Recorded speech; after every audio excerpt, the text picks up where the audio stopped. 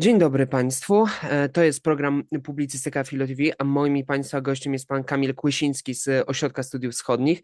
Witam bardzo serdecznie i dziękuję za przyjęcie naszego zaproszenia. Dzień dobry, witam pana, witam państwa. Zanim zadam pierwsze pytanie, pozwolę sobie przedstawić Państwu, dlaczego rozmawiamy. Otóż 25 marca to jest Dzień Wolności Białorusi. I my w związku z tym organizujemy pewnego rodzaju takie obchody, ale jest to przede wszystkim po prostu działania, które mają na celu przybliżyć sytuację na Białorusi, to co się tam dzieje, Polakom i wszystkim innym po prostu osobom naszej społeczności. Rozpoczynając naszą rozmowę, ja bym najpierw się chciał zapytać, pan mógł powiedzieć, dlaczego sytuacja na Białorusi, która jest teraz, dlaczego ona się znalazła w tej strefie rosyjskich wpływów i jak do tego doszło, że mamy tam do czynienia z po prostu dyktaturą?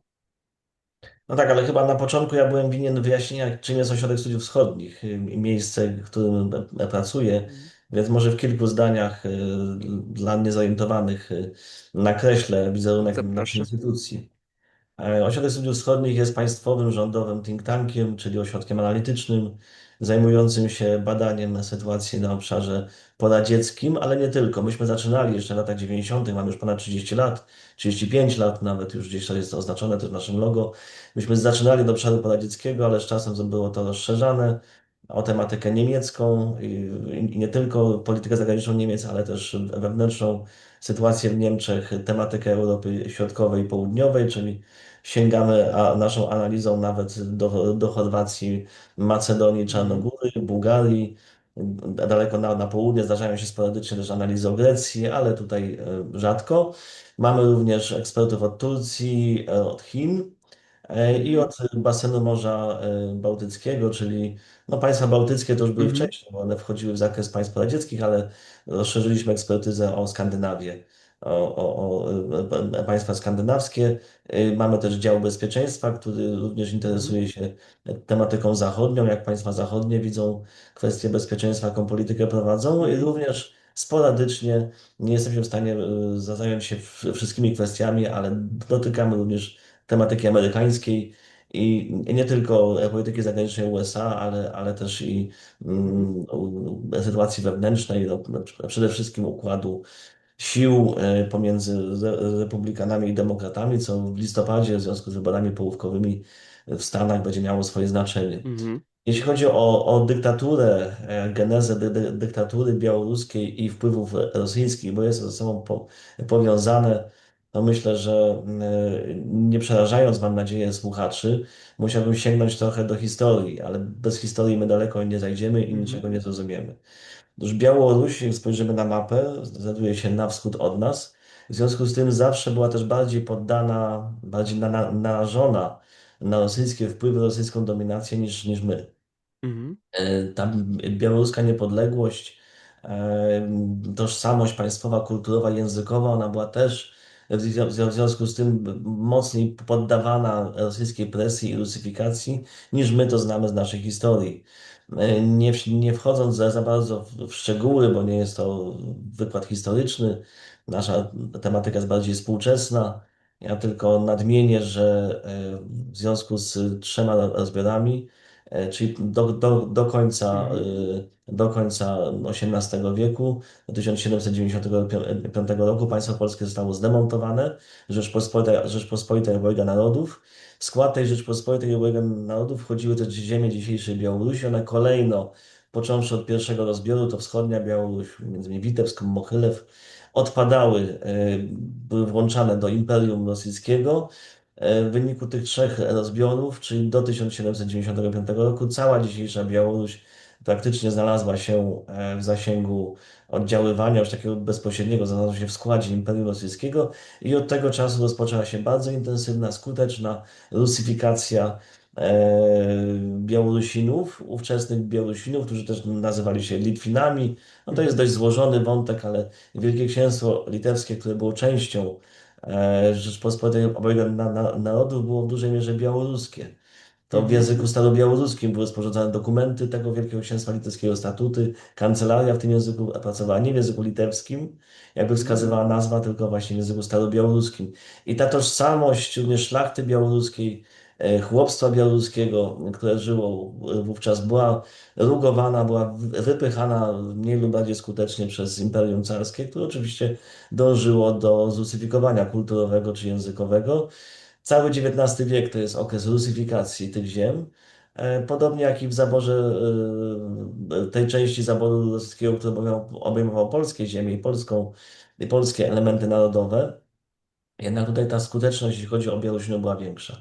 Może Mhm. też ze względu na bliskość kulturową, na to, że język białoruski był bardziej podobny do języka rosyjskiego niż polski, że cerkiew prawosławna, która była dominującym kościołem wśród prawosławnych Białorusinów po 1825 roku, czyli po zlikwidowaniu unickiej cerkwi, to Mhm. też ta cerkiew była nośnikiem języka rosyjskiego i kultury rosyjskiej i lojalności wobec cara. W Mhm. przypadku Polaków znajdujących się pod zaborem rosyjskim, Kościół katolicki opierał się no nie na języku rosyjskim i nie podlegał pod patriarchę w Moskwie, tylko pod papieża w Rzymie. I to też był bardzo istotny czynnik. Już nie wchodząc w inne czynniki, które zmniejszały skuteczność rusyfikacji w stosunku do nas. Ta rusyfikacja w stosunku do Białorusinów osiągnęła duże rozmiary.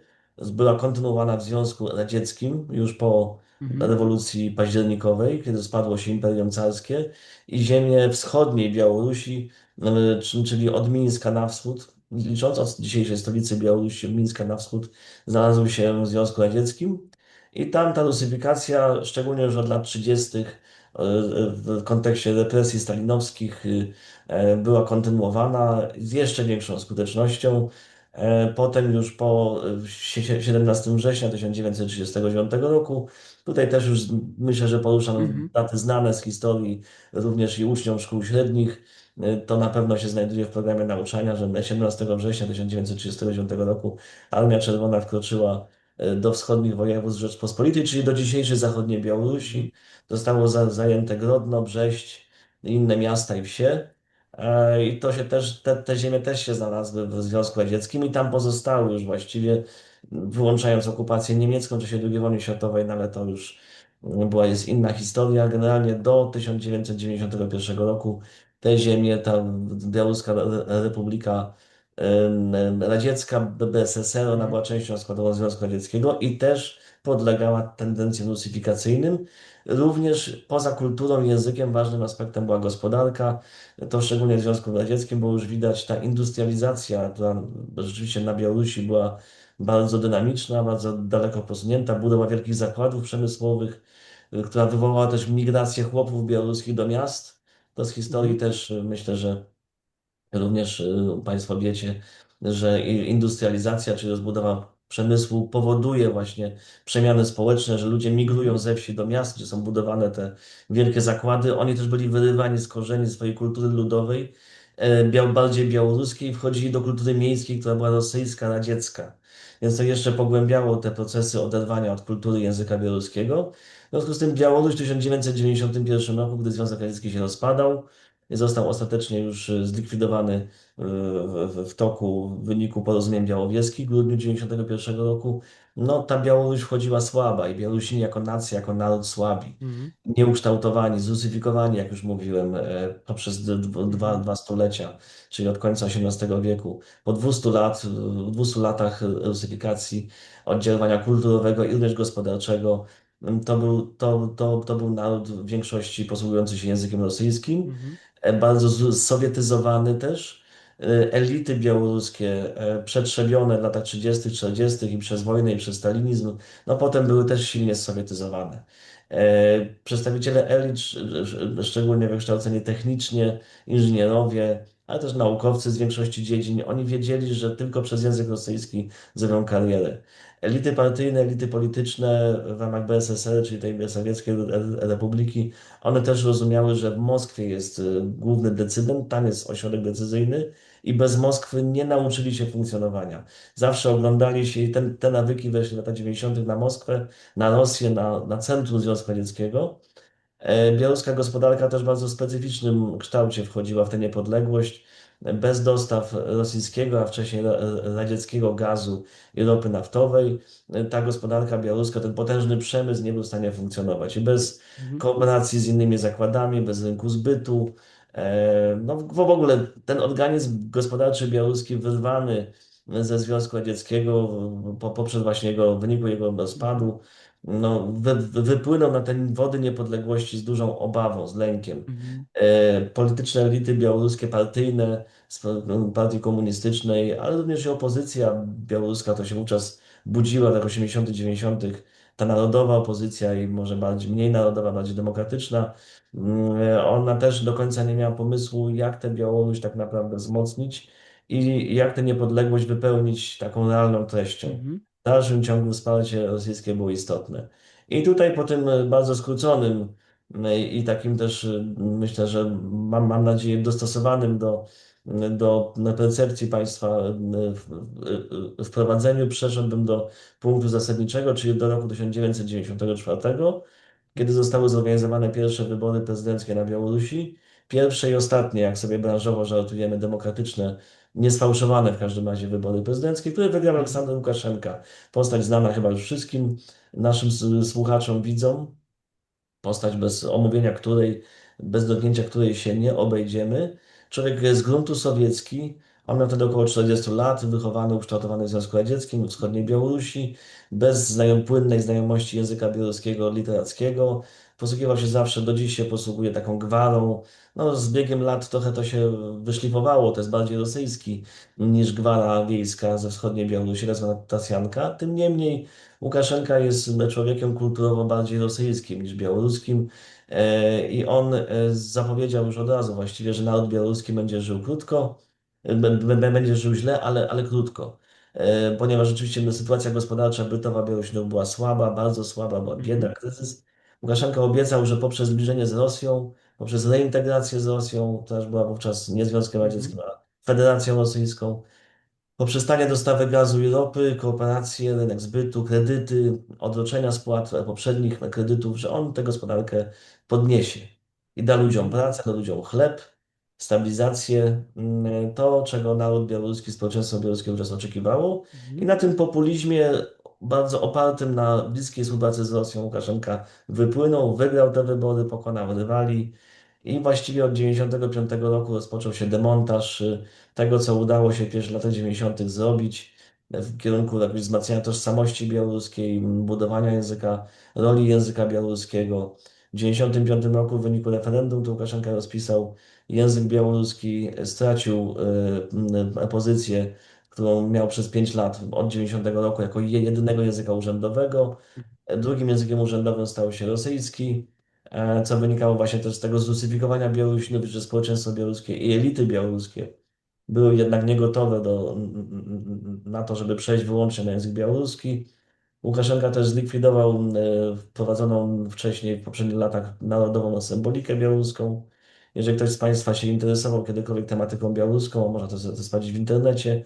Symbolami białoruskiej opozycji są tak zwane symbole narodowe, czyli flaga biało-czerwono-biała, trochę podobna do flagi Austrii, ale kolejność kolorów jest inna. Najpierw Mhm. biały, potem czerwony, potem biały. U Austriaków jest czerwony, biały, czerwony. Łukaszenka też w tym referendum przeforsował zmianę herbu, zmianę godła państwa. Pogoń, czyli rycerz na koniu, podobny, Mhm. łudząco wręcz identyczny z herbem Litwy.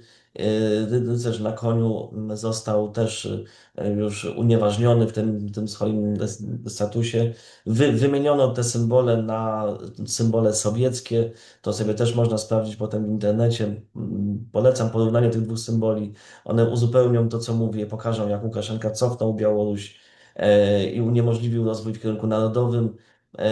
Ta sowietyzacja, resowietyzacja Białorusi, czyli ponowna sowietyzacja Białorusi stała się faktem, a od 1996 roku rozpoczęła się integracja rosyjsko-białoruska. Łukaszenka nawiązał dobre kontakty z Borysem Jelcynem, ówczesnym prezydentem Federacji Rosyjskiej. Jelcyn go polubił, miał do niego słabość. Aleksander Łukaszenka obiecywał, że właśnie te dwa państwa zleją się, połączą w jedną konfederację. I finalnie w 1999 roku, 8 grudnia, podpisano umowę ostatecznie kończącą formalny etap integracji rosyjsko-białoruskiej, czyli Mhm. utworzenie państwa związkowego Białorusi i Rosji. I do tej pory to państwo związkowe funkcjonuje. Integracja się toczy ze zmiennym szczęściem, ze zmiennym powodzeniem. Mhm. A to w takim razie jak w tym momencie wygląda ta sytuacja na Białorusi? Bo jak wiemy, ona też się z czasem, ten reżim się zaostrzał i też na przykład bardzo zaostrzyła się sytuacja po protestach, po wyborach, które Łukaszenka sfałszował w roku 2020. Tak, no tutaj bardzo krótko już, bo też wchodząc w szczegóły, zająłbym samym tym tematem chyba z 1,5 godziny, ale Mhm. generalnie Łukaszenka miał zawsze zapędy autorytarne, czyli takie właśnie dyktatorskie.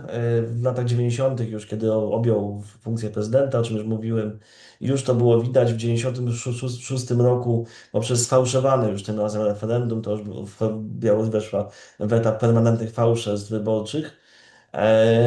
Łukaszenka przeforsował zmianę konstytucji białoruskiej, wprowadził system prezydencki, przy czym to nie jest system prezydencki rozumiany jak francuski, gdzie obowiązują Mhm. standardy i prawa człowieka i wszystkie organy są poszanowane, instytucje państwowe, każda ma swoje miejsce. Tutaj to był autorytaryzm w takim wschodnim stylu, wschodniej satrapii. Łukaszenka od 96 roku i ustrojowo, a jeszcze bardziej de facto, czyli w realnym wymiarze decydował o wszystkim. Administracja prezydenta, jego zaplecze stało się głównym, właściwie urzędem, głównym ośrodkiem władzy, Mhm. z nim samym na czele. Parlament zupełnie został zmarginalizowany, stał się taką maszynką do głosowania, mówiąc potocznie. Rząd wykonuje po prostu wolę prezydenta, wdraża poszczególne ustawy, wydaje rozporządzenia do tych ustaw, odpowiada za politykę gospodarczą. Rządzi prezydent i jego administracja. Mhm. Ten system, on oczywiście zakładał ograniczenie praw obywatelskich, ograniczenie prawa do zrzeszania się, do rejestrowania partii politycznych, do wypowiedzi. Media były od lat 90. też poddawane coraz większym represjom, coraz większej kontroli. W rezultacie na początku lat 2000 na Białorusi nie było żadnej telewizji niezależnej, która reprezentowała Mhm. inny punkt widzenia.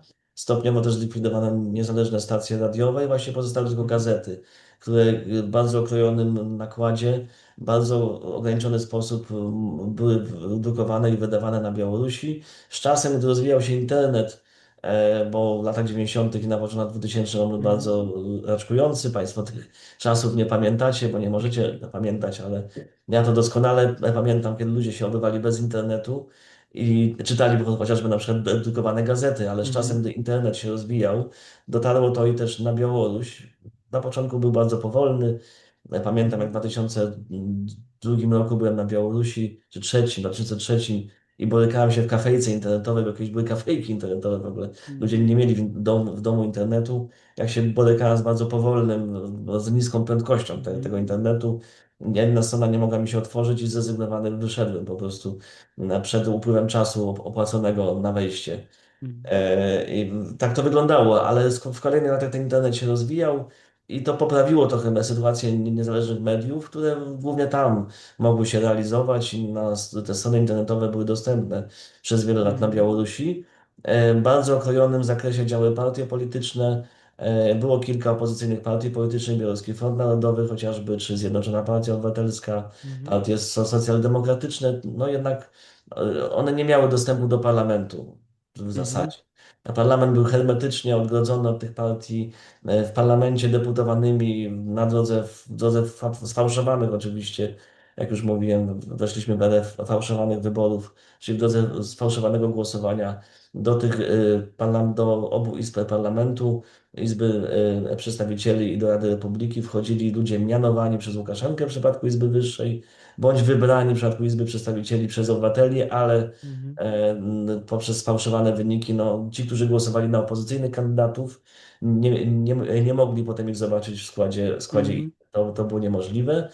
Czasami Łukaszenka eksperymentował trochę z demokracją, próbował pozorować zmiany, liberalizm, wtedy, kiedy było mu to wygodne, ponieważ stosunki z Moskwą się nie zawsze układały dobrze. Mhm. Rosja żądała, szczególnie Władimir Putin, który po Jelcynie przejął władzę i do dziś rządzi Rosją, był bardzo stanowczy, konsekwentny i z Łukaszenką się nie polubili. Panowie nigdy nie złapali jakiegoś porozumienia. To trzeba się po prostu bezwzględna gra wpływu. Łukaszenka chciał zachować swoją autonomię w Mińsku, chciał Mhm. decydować o wszystkim na Białorusi, w związku z czym nie godził się na ustępstwo z Moskwy, nie oddawał, nie sprzedawał strategicznych przedsiębiorstw, czego oczekiwała Mhm. Moskwa. Bronił swojego podwórka, mówiąc tak Mhm. kolokwialnie, zrozumiał, że ta integracja przy Putinie mu się niespecjalnie opłaca. Chciał oczywiście dalej taniego gazu i taniej ropy, różnych korzyści, ale w zamian za minimalne ustępstwa, co się z kolei nie podobało w Moskwie. Więc co jakiś Mhm. czas Łukaszenka nawiązywał bliższą współpracę z Zachodem, z Unią Europejską, z USA i próbował poszerzyć pole gry, pole manewru i wtedy bawił się troszeczkę w pozorowanie demokracji. Rejestrowano niektóre stowarzyszenia, Mhm. pozwalano mediom na szersze działanie, trochę czasem przymykano oko na jakąś demonstrację albo na Mhm. jakiś koncert. Na przykład w 2018 roku odbył się w centrum Mińska koncert 25 marca. No z tej okazji, zresztą Państwo organizujecie teraz wydarzenia, to było przy Łukaszence już opozycyjne święto niepodległości. Mhm. Ten Dzień Woli, czyli Dzień Wolności 25 marca, to było ewidentnie opozycyjne święto. W 2018 roku pozwolono po raz pierwszy i na razie po raz ostatni na koncert Centrum Mińska. Taki chwilowy Mhm. eksperyment, gdzie publiczność, fani rockowej czy innej muzyki niezależnej, tej takiej pronarodowej, opozycyjnej, Mhm. zgromadzili się na tym koncercie i wymachiwali flagą biało-czerwono-białą, o której już mówiłem, czy Mhm. pogonią.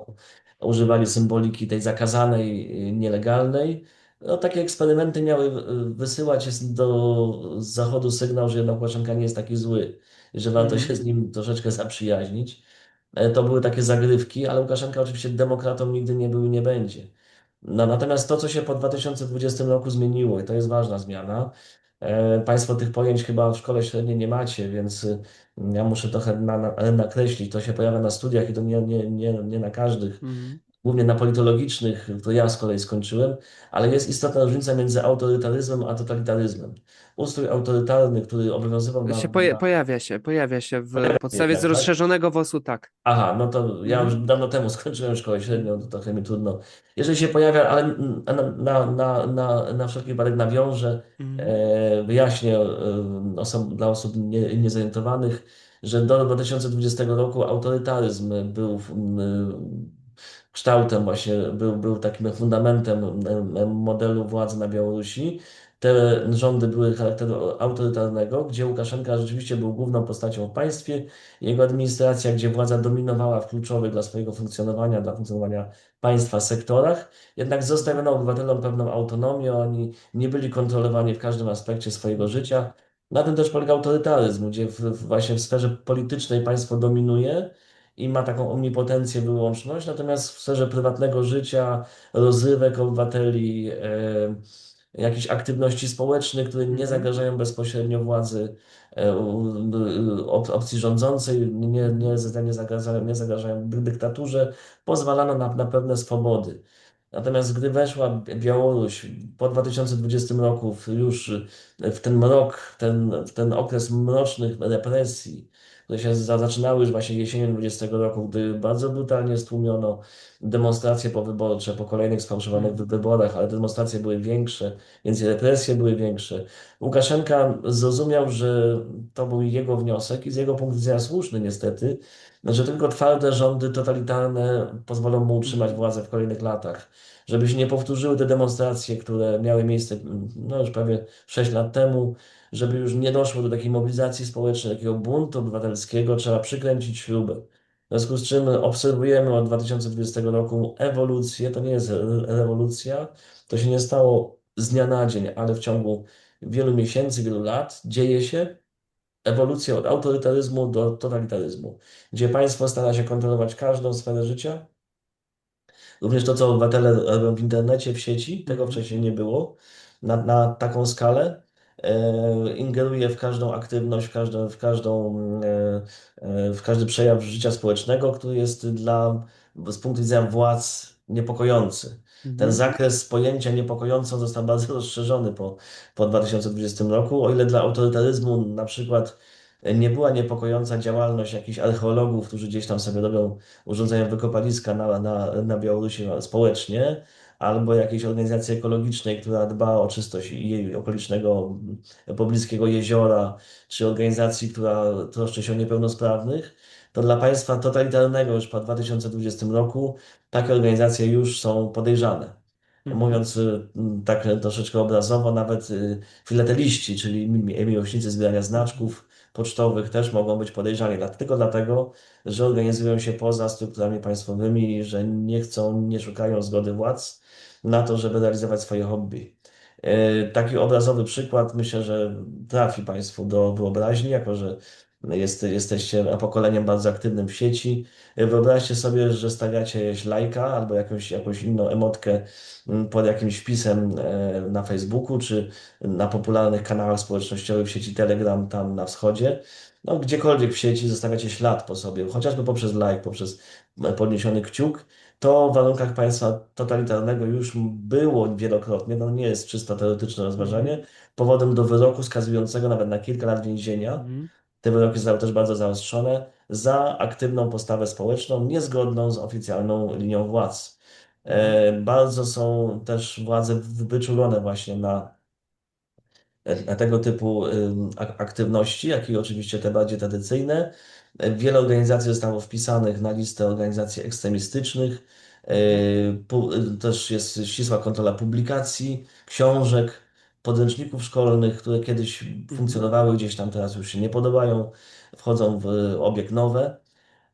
Wyobraźcie sobie też Państwo, że Wasza szkoła średnia nagle jest zmieniana, jest radykalnie modyfikowany Mhm. program nauczania. Do szkoły wkracza wojsko, do szkoły wkracza milicja bądź inne służby i prowadzą zajęcia z obsługi broni, z używania, nie wiem, masek gazowych. Nie jest to przysposobienie obronne, które ja jeszcze pamiętam z Mhm. mojego liceum w latach 90., gdy chodziłem do szkoły średniej, tylko to jest już militaryzacja szkolnictwa, to już Mhm. jest przygotowywanie do wojny i mobilizacja wojenna bądź prewojenna młodzieży Mhm. licealnej właśnie. Wyobraźcie sobie Państwo też, że nagle zmieniają się Wasze podręczniki, e, gdzie w tych nowych podręcznikach odnajdujecie zupełnie nową treść. No nie wiem, przekładając na warunki polskie, nagle w podręcznikach do wiedzy o społeczeństwie dowiadujecie się, że Unia Europejska jest absolutnym złem i że Mhm. należałoby z niej wyjść, a jedynym zbawieniem dla Polski jest Rosja.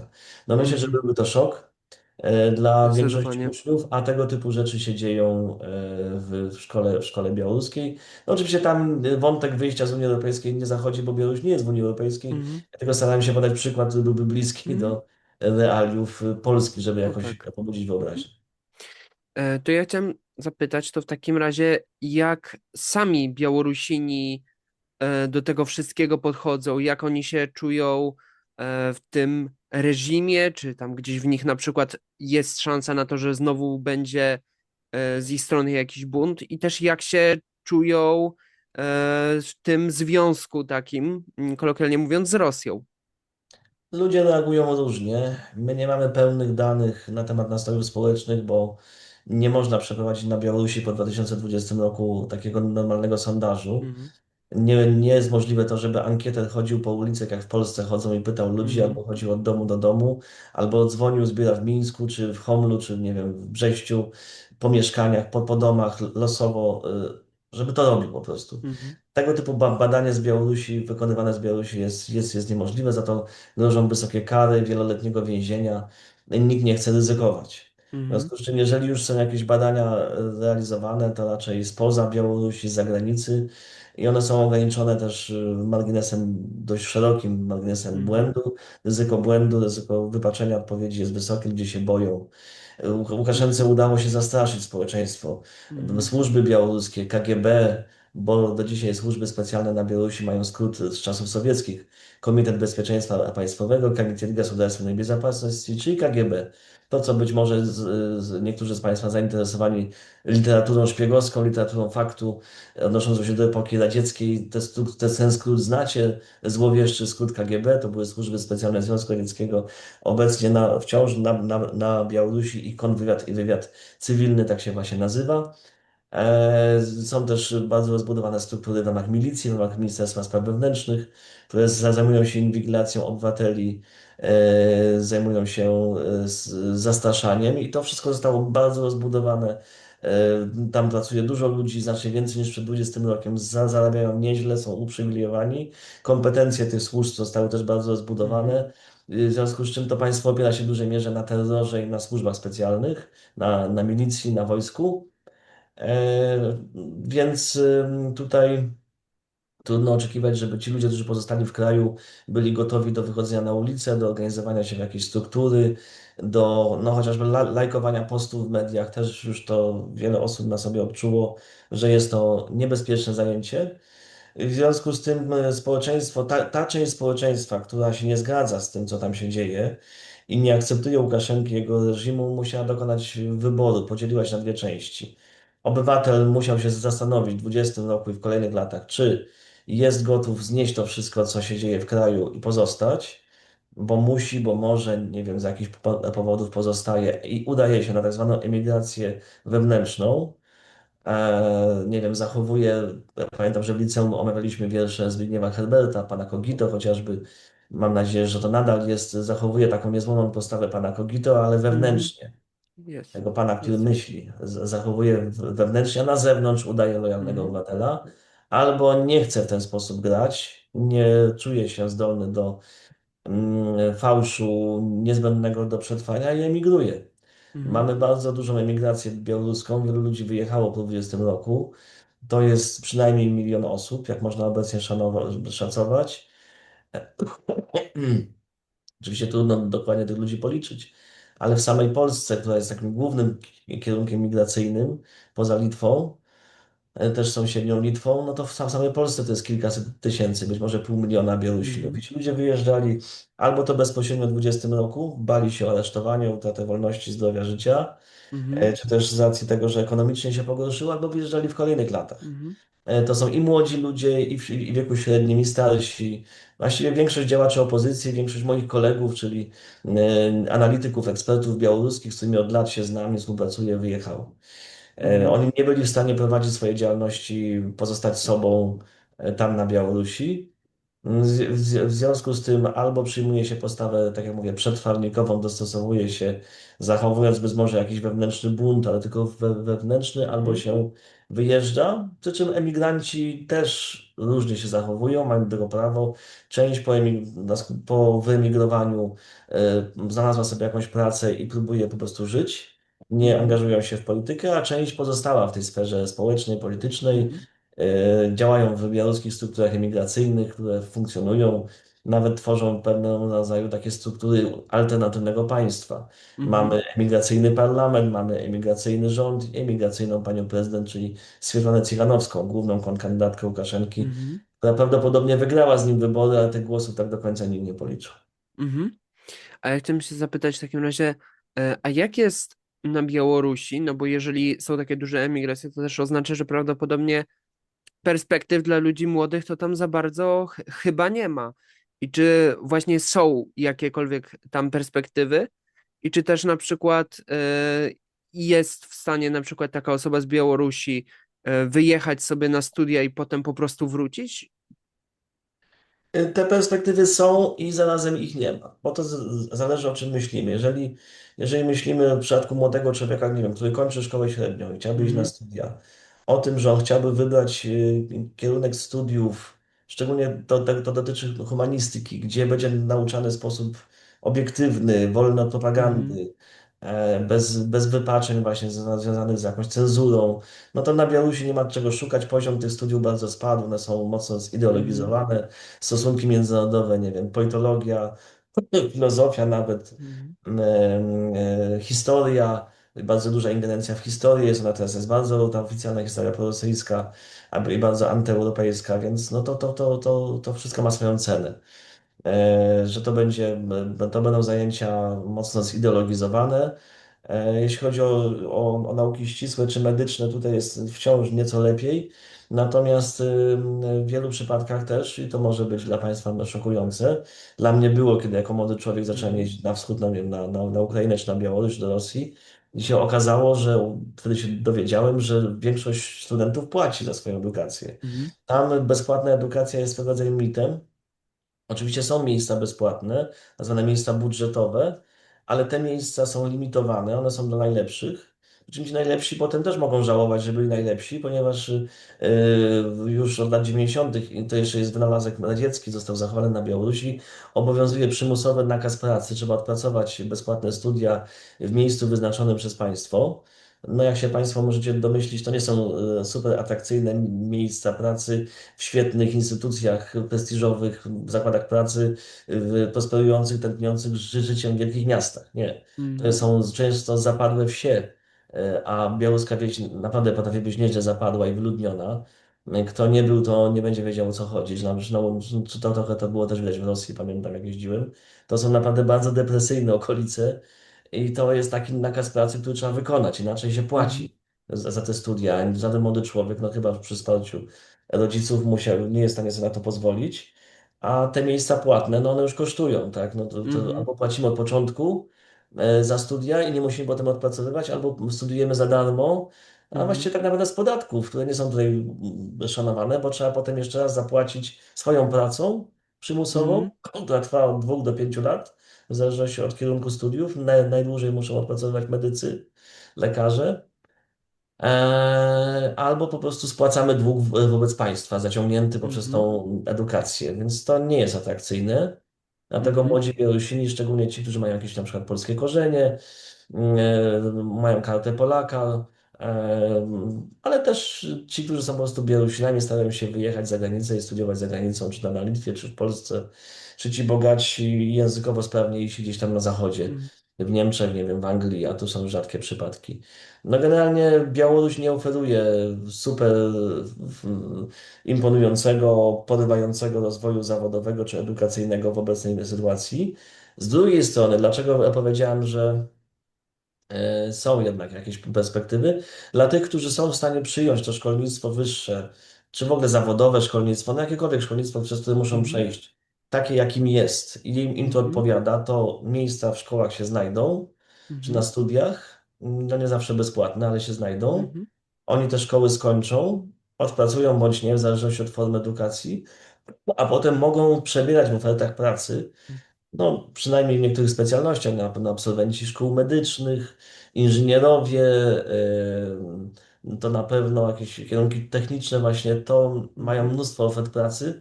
W związku z tym, że dużo ludzi wyjechało, dużo fachowców wyjechało, informatycy białoruscy, o nich nie wspomniałem, to słynni białoruscy Mhm. informatycy, którzy naprawdę są kształceni na dość wysokim poziomie nadal i ta informatyka tam stoi mocno. Mhm. Oni, ci programiści, mogą na przykład przebierać w ofertach pracy. Powiedzmy, Mhm. inżynierowie, lekarze.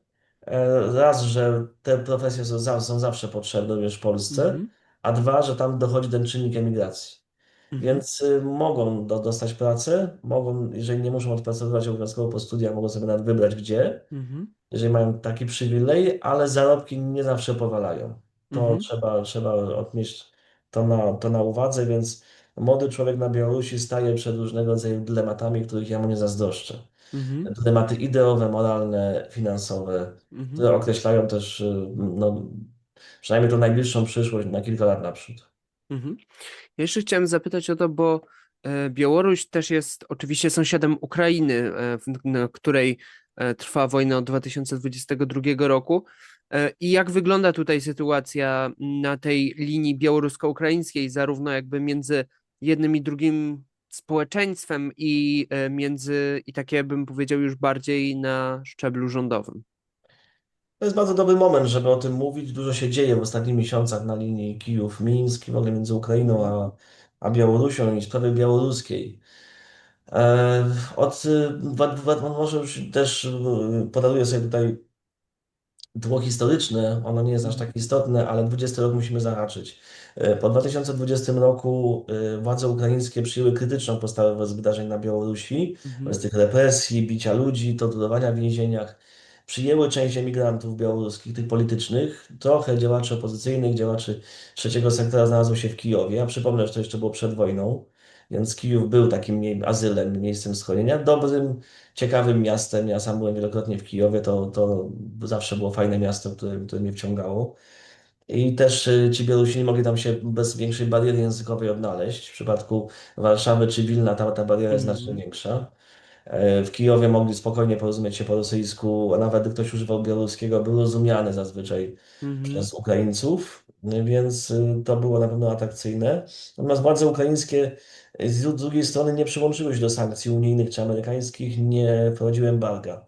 Mhm. Ten handel między Ukrainą a Białorusią kwitł w związku z sankcjami, które wprowadziła z kolei Unia Europejska w 2021 roku na produkty naftowe, na paliwa białoruskie, na nawozy potasowe z Białorusi, na szereg innych towarów. W związku z tymi sankcjami to Ukraina stała się jeszcze ciekawszym, jeszcze ważniejszym kierunkiem zbytu, jeszcze ważniejszym rynkiem dla Białorusi. Na przykład jeśli chodzi o paliwa, to sprzedawano ich znacznie więcej. I Ukraina stała się w 2021 roku drugim partnerem handlowym Białorusi po Mhm. Rosji. Co logiczne i w kontekście tego, co też mówiłem, to Rosja od zawsze jest głównym partnerem handlowym Białorusi, ale to drugie miejsce się zmieniało. Raz to były Mhm. Chiny, raz właśnie Ukraina, na dalszych miejscach Niemcy, Polska też zawsze była bardzo wysoko, Litwa, ale sankcje, ograniczenia sankcyjne to zmieniały. Ukraina weszła właśnie do tej ścisłej czołówki. I to by pewnie trwało nadal, Mhm. ten kwitnący handel białorusko-ukraiński, z tym takim niedokończeniem sankcji, taką niedopowiedzianą polityką, że Kijów nie akceptuje wszystkiego, co się na Białorusi dzieje, ale jednocześnie Mhm. nie izoluje Łukaszenki. To by trwało, gdyby nie pełnoskalowa agresja rosyjska w lutym 2022 roku, do której Białoruś się przyłączyła, pośrednio przynajmniej. Łukaszenka nie wysłał białoruskiej armii na Ukrainę. Nie chciał tego właściwie chyba nigdy, może poza pierwszymi dniami inwazji, gdy wydawało mu się, jak i wielu się wydawało, że Kijów zaraz padnie i ominie go defilada, ale potem gdy okazało się, że żadnej defilady nie będzie, to Mhm. myślę, że już nie żałował tego i widział, jak armia rosyjska ugrzęzła na Ukrainie, jakie są straty, ile trumien z rosyjskimi żołnierzami przyjeżdża do Rosji bądź przylatuje i jak rozpaczają matki, żony i inni krewni zabitych żołnierzy. W związku z tym Białoruś wspiera tę agresję, ale właśnie bez bezpośredniego zaangażowania. Tym niemniej Mhm. oznaczało to koniec handlu białorusko-ukraińskiego. Granica białorusko-ukraińska stała się granicą wojny. Została ufortyfikowana, szczególnie po ukraińskiej stronie, zaminowana. Przejścia graniczne w większości nie działają. Jest takie jedno Mhm. przejście w obwodzie wołyńskim po stronie ukraińskiej, w obwodzie brzeskim po stronie białoruskiej, czyli w zachodniej części obu państw. Mhm. To przejście w Domanowie. Tam co jakiś czas przepuszcza się pieszo obywateli Ukrainy. No, Białorusini raczej się nie wybierają na Ukrainę. Mhm. Ukraińcy na Białoruś, tylko ukraińscy obywatele wracają na Ukrainę przez Białoruś, Mhm. a przez Rosję to taka okrężna droga, Mhm. ale jedyna dostępna, bo na granicy ukraińsko-rosyjskiej z kolei to już trudno sobie wyobrazić jakiekolwiek przejście graniczne Tak. działające. Tam jest otwarty konflikt zbrojny, więc tutaj ta granica stała się granicą nieufności, konfliktu, izolacji, wojny. Co jakiś czas dochodzi do wymiany jeńców i inne przejścia, te już bardziej wschodniej części krajów, w obwodzie homerskim są otwierane, ale tylko na czas wymiany jeńców. Mhm. Białoruś próbuje grać rolę takiego pośrednika. Nie do końca Białorusinom to wychodzi, oni dla Ukrainy są współagresorem, ścisłym sojusznikiem, bliskim sojusznikiem Rosji, ale Białorusi udało się przynajmniej to, że jest krajem, przez który to wszystkie się strony na to zgadzają, i Kijów, i Moskwa, takim krajem pośredniczącym w wymianie jeńców. Jeńcy Mhm. ukraińscy trafiają na Ukrainę, a jeńcy rosyjscy poprzez Białoruś do Rosji. I z drugiej strony siły demokratyczne białoruskie, emigracja białoruska, Swietlana Cichanowska, o której już wspomniałem, liderka Wolnej Białorusi, jak i inni jej przedstawiciele, inni przedstawiciele struktur emigracyjnych od 20 roku, a już szczególnie od 22 roku próbowali nawiązać bliższą współpracę z Kijowem. Mhm. próbowali zdobyć uznanie z tamtej strony.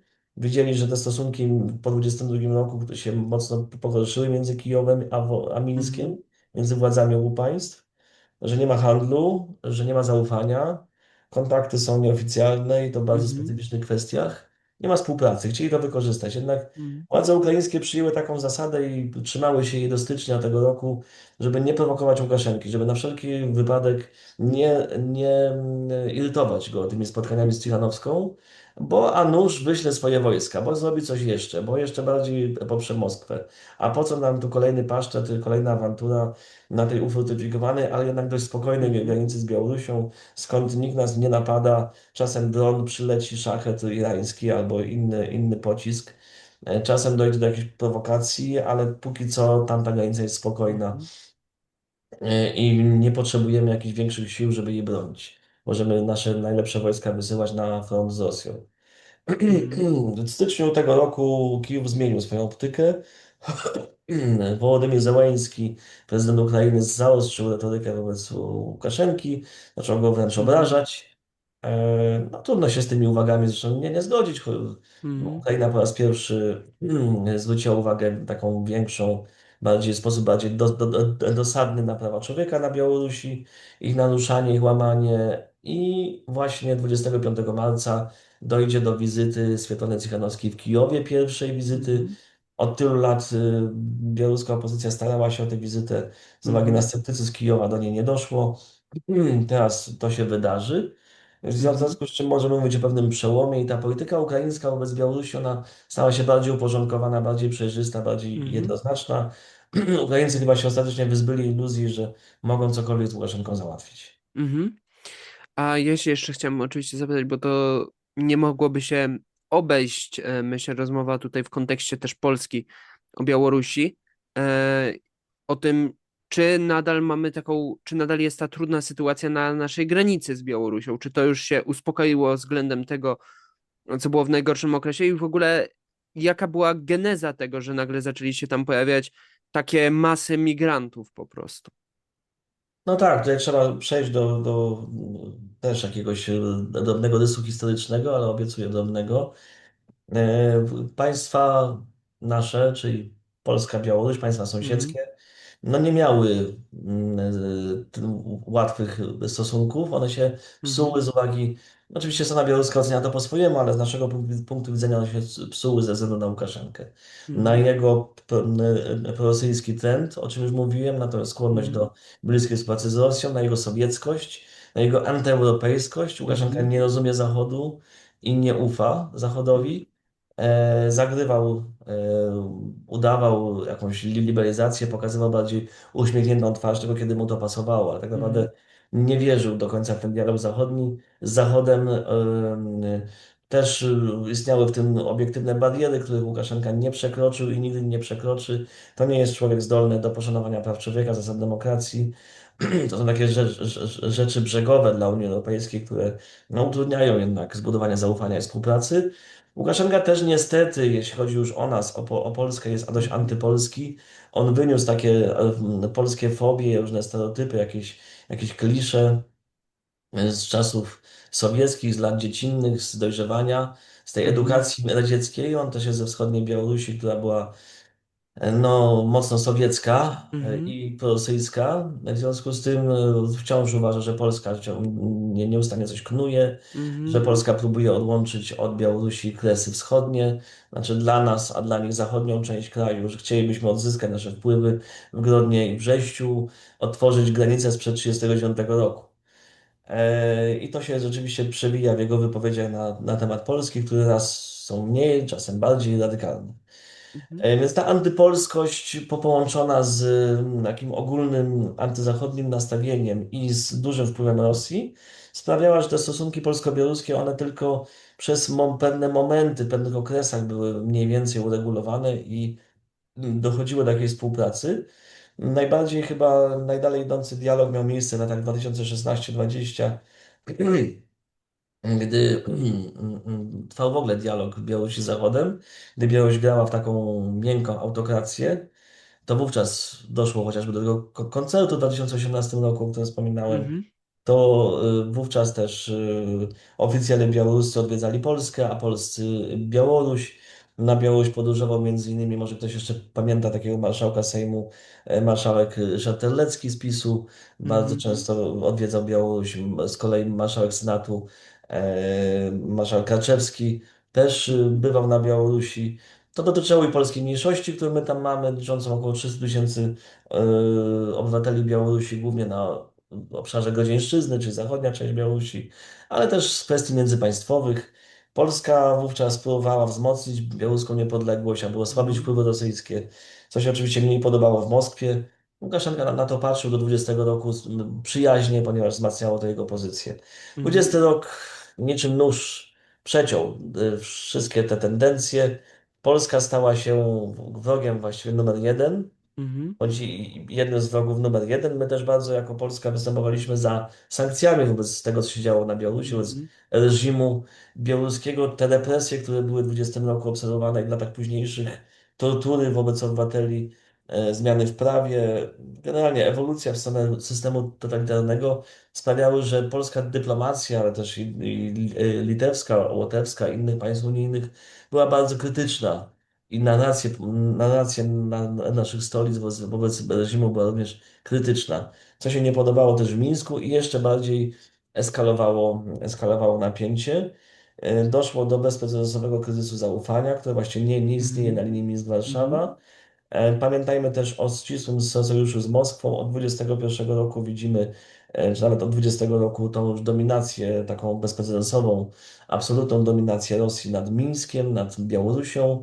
Interesy Kremla są kluczowe i to Białoruś musi się do nich dostosować. Polityka białoruska również wobec Polski powiela tak naprawdę rosyjską, interesy rosyjskie. W związku z tym, że Putin w 21 roku podjął Mhm. decyzję o różnego rodzaju atakach hybrydowych wobec Zachodu, presji Mhm. i testowaniu odporności Zachodu, przygotowując się już do Mhm. wojny z Ukrainą, no to Białoruś razem z Rosją wdrożyła. Przygotowała wcześniej, następnie wdrożyła operację migracyjną, presji migracyjnej na granicy. Do incydentów na granicy dochodziło i wcześniej, w latach 90., szczególnie po 2000. W Brześciu pojawiali się uchodźcy z Czeczenii. Pamiętamy, albo może w Państwa przypadku może nie pamiętamy, że te dwie wojny w Czeczenii w latach 90., ja to obserwowałem właśnie jako licealista wtedy, gdy Rosja pacyfikowała bunt, tendencje niepodległościowe górali kaukaskich w Czeczenii. One sprawiały, że po prostu pojawiło się dużo uciekinierów stamtąd. I oni Mhm. próbowali się dostać do Polski, oni się pojawiali też w Brześciu, właśnie przez Białoruś uciekali do Polski. I Łukaszenka też tym grał. Ale na taką skalę, jak to się zaczęło w 2021 roku, to nigdy wcześniej nie działano. To była zorganizowana, szeroko zakrojona akcja presji migracyjnej z zaangażowaniem służb specjalnych obu państw, dyplomacji obu państw, czyli ambasad, konsulatów, biur turystycznych, które werbowały tych ludzi tam w krajach ich pochodzenia, w krajach Afryki Północnej, Azji, krajach bliskowschodnich i Azji Południowo-Wschodniej, Afganistanie, chociażby też i Pakistanie, Iraku, Mhm. Iranie, w Sudanie. I te osoby potem już były no też poddane pewnej manipulacji. Obiecano im, że bezproblemowo zostaną przerzucone do Europy przez Białoruś, przy czym ściągano od nich nieziemską kasę. To naprawdę tutaj też reżim białoruski sobie zorganizował dodatkowe źródło dochodu, które jest dzielone oczywiście według Mhm. zasług. Łukaszenka otrzymuje najwięcej, jak można się domyślić, według rangi, chociaż osobiście się to nie angażuje, no ale dał zgodę, tak, i politycznie to Mhm. kryje jako główny w państwie.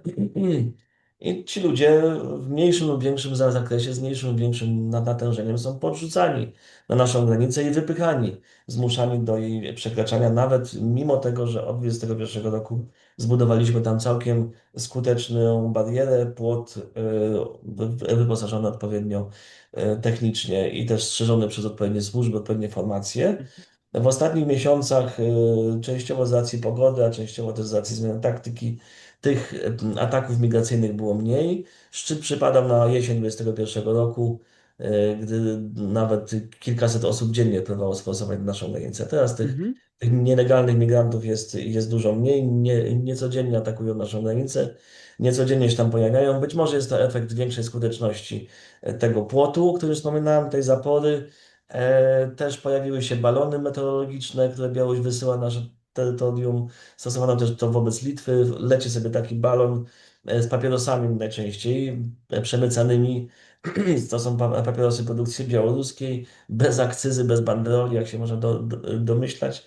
Ląduje sobie ów balon po Mhm. stronie białoruskiej, przepraszam, po stronie polskiej bądź litewskiej. Stanowi to naruszenie też przestrzeni powietrznej, wprowadza w Mhm. błąd zamieszanie naszą obronę przeciwlotniczą, nasze systemy ostrzegania radarowe. W przypadku Litwy to jest większy problem, na przykład oni mają bardzo blisko lotnisko, główne swoje lotnisko w kraju, czyli w Wilnie, międzynarodowe lotnisko w Wilnie, które jest 30 Mhm. km, 50 od granicy z Białorusią i ono często musi być zamykane. Tak było w zeszłym roku i to też wpływa na jego funkcjonowanie. Mhm. Także te prowokacje trwają. Presja trwa, tylko ona się zmienia, jeśli chodzi o natężenie i sposób jej realizacji. Tym niemniej presja migracyjna jest dalej niestety istotną częścią składową naszych stosunków z Białorusią. Mhm. To ja tak już zbliżając się tu do końca, ja bym chciał jeszcze takie zadać pytanie, a co na przykład jest, czy świat w ogóle coś robi z tym, co się dzieje na Białorusi? Czy świat w ogóle jakkolwiek o niej pamięta teraz w sytuacji, kiedy mamy wojnę w Ukrainie? I czy też na przykład my jako zwykli ludzie na przykład możemy też coś pomagać, na przykład wspierać jakoś więźniów politycznych Białorusi, czy jakoś pomagać tam organizacjom opozycyjnym? No tak, rzeczywiście temat ukraiński jest tematem numer jeden, jeśli chodzi o Wschód, o nasz Bliski Wschód. No to tak Mhm, świadomie używam tej gry słów, bo mamy ten Bliski Wschód geograficzny, czyli obszar w Azji, Izrael, Palestyna, i chociażby Iran, Irak i tak dalej, ale on dla nas nie jest bliski, mamy bliższy wschód, Bliski mhm, Wschód, czyli Białoruś, Ukrainę, Rosję. I w tym temacie ten obszar poradziecki jest oczywiście zdominowany przez problem Ukrainy, która walczy o przetrwanie, prowadzi wojnę. Po 20 roku to Białoruś była tematem numer jeden, ale po 22 roku już Ukraina. Jest to jasne. No, tym niemniej powinniśmy pamiętać o problemie Białorusi, szczególnie my tu w Polsce, czy na przykład nasi koledzy, przyjaciele na Litwie czy na Łotwie, bo jest to państwo sąsiednie. Państwo, które z nami sąsiaduje, to jest bezpośrednie sąsiedztwo. Państwo, które jest poddane bezprecedensowym wpływom rosyjskim, jest zagrożona niepodległość tego państwa. Rządzi tam krwawy dyktator, który tylko pozornie się uśmiecha i poklepuje swoich rozmówców po plecach. Tak jak dzisiaj poklepał amerykańską delegację, wyściskał tam wszystkich i komplementował niemiłosiernie. Ale to jest człowiek o wielu twarzach, a jego ta najbardziej bolesna, prawdziwa twarz jest bardzo okrutna. I Łukaszenka nie waha się również i nie wahał się w przyszłości mordować swoich przeciwników mhm, politycznych. Mamy ku temu dowody i przykłady. Więc to jest dyktatura, o której trzeba pamiętać, z którą należy walczyć. Na poziomie państw to oczywiście są sankcje. To już są działania rządów konkretnych państw i organów unijnych. W naszym przypadku Komisji Europejskiej, SDZ-u i Parlamentu Europejskiego. Te sankcje są potrzebne, one pokazują niezgodę na to, co tam się dzieje i wywierają presję. Jeśli chodzi o poziom obywatelski, również poziom młodzieży, no to są różnego rodzaju akcje solidarności, które są organizowane. Państwo też, jak rozumiem, się tym zajmujecie i warto w tym brać mhm, udział. Warto się solidaryzować. Tam młodzi ludzie w Państwa wieku e, też mają swoje aspiracje, swoje marzenia i na pewno chcieliby żyć w normalniejszym państwie, gdzie można te marzenia realizować, gdzie można się normalnie uczyć, normalnie bawić, gdzie można być aktywnym w sieci bez lęku, czy to się nie skończy aresztowaniem. Ja mhm, myślę, że ten argument to do Państwa najbardziej przemawia, bo znaczna część Państwa aktywności się przejawia w sieciach. Ja sam to widzę, obserwując młode pokolenie non-stop z telefonami i wyobraźcie sobie Państwo teraz, że tam ten telefon może być inwigilowany, może być sprawdzany, to co Państwo tam robicie mhm, i nie ma wolności ani w telefonie, ani w internecie. Daleko nie ma żadnej wolności. Więc to trzeba wspierać młodych Białorusinów, rówieśników, a też i starszych w walce o ich wolny kraj. Podpisywać się, jeżeli to jest gdzieś możliwe, brać udział w jakichś koncertach, wydarzeniach, a w przypadku dorosłych obywateli, podatników, No cóż, jeżeli ktoś ma ochotę, to białoruskie organizacje działające na emigracji, wykonujące bardzo ciężką i potrzebną pracę, Mhm. również jeżeli mają rejestrację w Polsce i są polskimi podmiotami, apelują o to, żeby 1,5% podatku przeznaczać na ich działalność. To też może być element jakiegoś ważnego wsparcia. Mhm. My też na pewno do tego zachęcamy. Bardzo dziękuję panu za poświęcony nam czas i bardzo dziękuję państwu za oglądanie. Naszym gościem był pan Kamil Kusiński z Ośrodka Studiów Wschodnich. Zapraszam do lajkowania, subskrybowania, żeby nie uciekły państwu kolejne wartościowe materiały takie jak ten. Dziękuję bardzo. Do widzenia. Dziękuję.